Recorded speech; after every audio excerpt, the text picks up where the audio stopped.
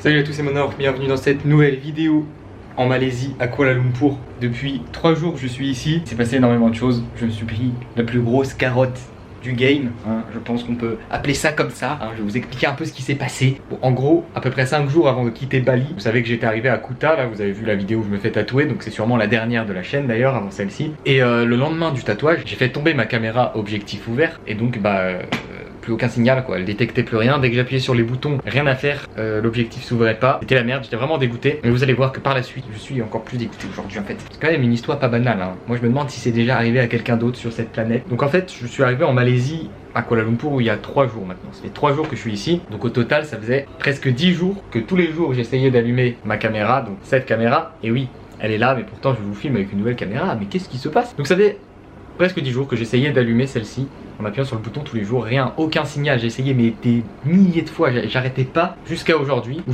j'ai essayé, ça marchait toujours pas. Je me suis dit bon allez, ça faisait un moment que j'y pensais, on va se racheter une caméra, on va se racheter le G7X Mark II. Donc ça c'est le G7X Mark I, et celle que je tiens entre les mains c'est le G7X Mark II, donc l'évolution de celle-ci qui est quand même mieux, on est d'accord, meilleur focus et tout, enfin voilà, bref, mais bon, j'aurais pu m'en passer. Donc j'ai acheté celle-ci il y a même pas une heure là. Je suis rentré à l'hôtel, j'ai pris cette caméra, j'ai appuyé sur le bouton allumer et elle marche, elle remarche nickel, genre il n'y a plus aucun souci, il n'y a plus aucun...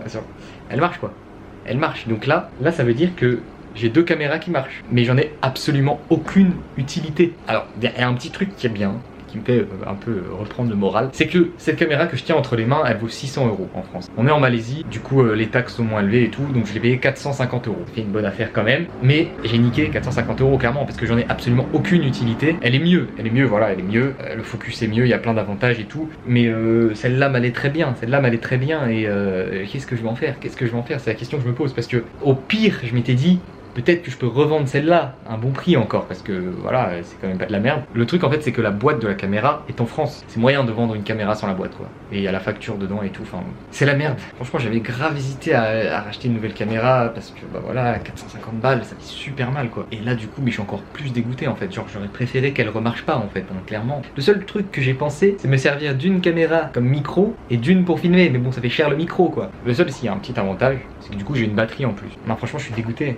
Je suis vraiment dégoûté. Quand je suis rentré, j'étais tout content, parce que voilà, j'étais content, une nouvelle caméra, une meilleure caméra. Et là, je fais bon, bah allez, on va tenter d'allumer la première pour voir qu'elle marche pas. Et puis j'ai appuyé sur le bouton, puis ça marche. Voilà comment je me suis fait baiser. Ça fait très mal au cul. Très mal au cul.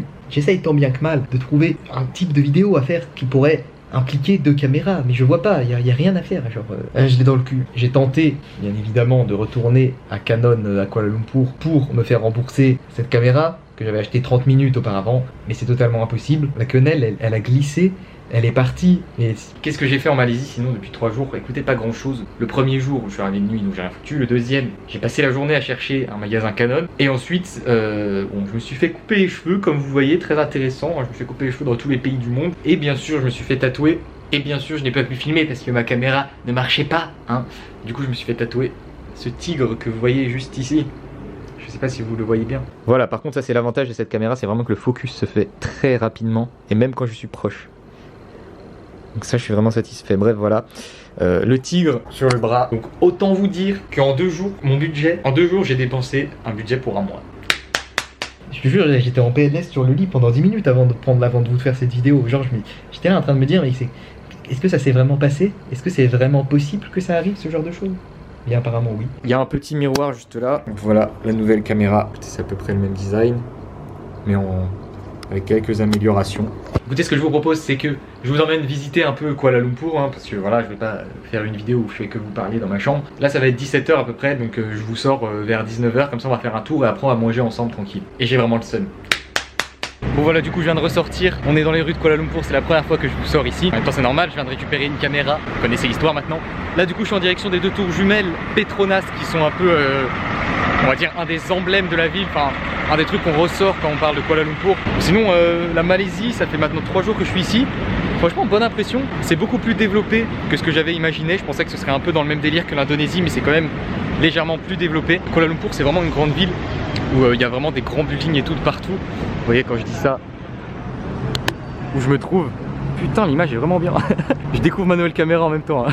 C'est vraiment moderne en fait, c'est très moderne. Je pensais que ce serait plus un peu en mode à l'ancienne et finalement pas du tout. Je suis à Kuala Lumpur, encore une fois, par hasard. En fait, de base, je voulais retourner directement à Tokyo depuis Bali. J'ai regardé les billets d'avion, j'ai rien trouvé à moins de 200 €. Ça faisait un peu cher et tout. Et en plus, c'était avec une escale à Kuala Lumpur, donc où je suis en ce moment.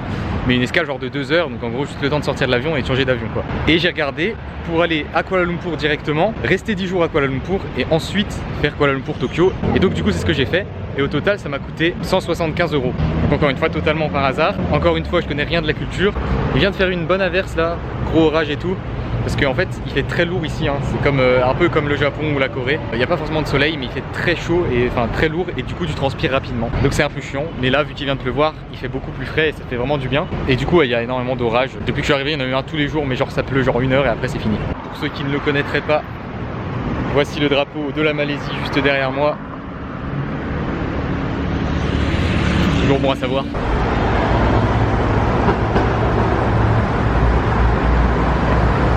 Et au niveau des prix aussi, ici on est quand même pas mal. Tu en manges pour 2-3 € assez facilement. Et le logement, genre ma chambre d'hôtel, je paye 10 € la nuit avec le petit déj. Et je suis vraiment en plein centre. Et ça fait vraiment plaisir de retrouver une caméra en fait. Parce que là ça faisait presque 10 jours que j'avais plus de caméra et du coup je pourrais plus prendre de photos et tout et de vidéos et je sais pas, j'avais l'impression qu'il me manquait un truc. Voilà, je suis au pied des tours jumelles. Bon là on en voit qu'une parce que l'autre est de l'autre côté. C'est vraiment immense, je sais pas si vous vous rendez compte de la taille en vidéo. En gros, vous voyez, ça c'est des tours, des gratte-ciels à peu près normaux.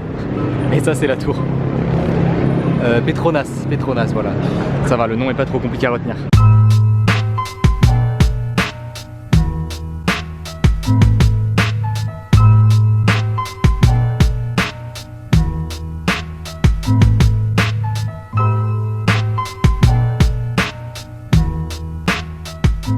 Et voilà, je suis juste en face, juste au pied, regardez. C'est quand même super imposant. Et du coup on a une espèce de place derrière avec une fontaine et tout autour pas mal d'autres gratte-ciels mais qui sont vraiment très petits à côté de celui-là. Bon voilà, ici c'est le meilleur point de vue que j'ai trouvé, hein, clairement. Vous voyez, c'est illuminé et tout. Il y a pas mal de monde mais c'est vraiment très beau. Tout en haut là avec les lumières. Enfin voilà, vous voyez le délire quoi. Dernier point de vue dessus, elles sont juste derrière moi. J'ai fait pas mal de photos vraiment sympas. C'est le seul truc que je connaissais de Kuala Lumpur avant de venir en fait. Bon là du coup ce que je vais faire c'est que je vais aller manger tout simplement. Bon alors ça va être un peu tôt pour juger ça parce que ça fait quand même seulement bon, on va dire 4 jours maintenant que je suis ici. Et je n'ai fait qu'une ville, j'ai fait que Kuala Lumpur. Mais j'ai quand même l'impression que les Malaisiens sont un peu moins accueillants que les Indonésiens. Il y a personne qui va venir te parler dans la rue ou quoi. Enfin, en fait c'est normal, hein, c'est tout à fait normal comme dans énormément de pays. Mais j'étais habitué à ça parce que ça faisait 1 mois que j'étais en Indonésie. Et du coup ça me fait un peu bizarre. Mais finalement c'est pas si mal. Parce que des fois, les Indonésiens, mais tu sais, genre les mecs qui te vendent des trucs dans la rue et tout, bon, il y en a aussi ici, mais ils sont moins accrocheurs qu'en Indonésie. Alors regardez le métro du Turku. Bon là on est à peu près au centre-ville je pense. C'est très animé, il y a beaucoup de restaurants, magasins et tout. Mais surtout vu que j'ai envie de vous montrer un peu la bouffe locale, on va aller faire un tour au McDonald's juste derrière. Clairement, ça fait à peu près 3 jours que je suis ici et je vous avoue que la cuisine malaisienne ne m'a pas forcément convaincu. Je suis tombé sur 2-3 trucs un peu dégueux. Voilà, un peu moyen. Et ce soir j'ai bien envie d'un petit McDo et en plus ce sera l'occasion de vous montrer les prix assez fous qui sont proposés ici. Voilà, le McDo est là. Donc là on a un menu Maxi Best Of avec Big Mac, une grande frite, grande boisson, plus une glace en plus et une petite frite en plus. J'en ai eu pour un total de 13 ringgit, ce qui nous fait à peu près 2,20 €. Donc ça fait vraiment plaisir. Bon appétit. C'est simple en fait, pour le prix d'un cheeseburger en France, ici t'as un menu Maxi Best Of. Bon voilà, de retour à l'hôtel. Je vous ai pas montré la chambre je crois. Je me rappelle même plus. Bon bah ouais, c'est une chambre d'hôtel toute simple, hein, y a rien d'extraordinaire, comme vous le voyez. Nous avons une télé, nous avons une douche, enfin salle de bain et tout. Alors je paye 11 € la nuit, 11 € la nuit ici. Sachant qu'on est en plein centre-ville et que j'ai le petit déj. Et ça fait vraiment plaisir de retrouver la caméra, de pouvoir refaire des photos, de refilmer, de refaire des vlogs et tout. Ça me manquait. Alors il y a un truc que je voulais vous montrer aussi. Donc vous voyez ça là? Genre c'est la monnaie malaisienne, donc ça s'appelle le ringgit. Ces billets, mes amis, nous viennent tout droit du futur. Attention.